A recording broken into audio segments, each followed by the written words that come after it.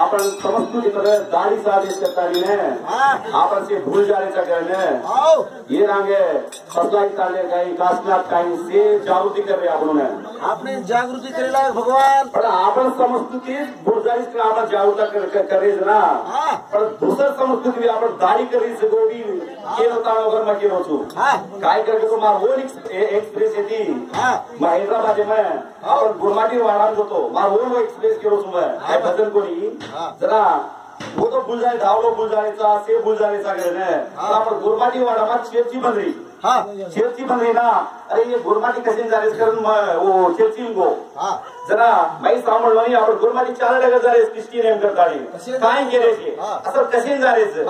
जरा वही सेवाला कोणची वही मालम करले तो ख्रिश्चन सेवा मालम करले ना असं वो कसे धोकणं होतं हम कसे धोकणं केला कसे धोकणं होतं देवच कोणी खानू केला असं तो काय किलो करेंगे ना ಒಂದು मारा काय कोणी किलो मको ने शिवलाल महाराज की जय हो करता मोठो तो जरा उनको मग कसे दोघं आपण केळो वो जेवी कसे दोघं आपण पुसलो वो नहीं पुसलो ना आपण केळो असं कसे दोघं और जना आपण शिवलाल काय कसे दोघं कर मग एकच बात तो अब मार्ग होता हो सब अब ये रमेश गुड़ी नाव को 10-15-20 मार्गच पण आपण आहे मार्ग आज मार्ग मनु शिवलाल बताओ म्हणू पडस शिवलाल मार्ग बताओ जोर काणी हम मुंडो कैसा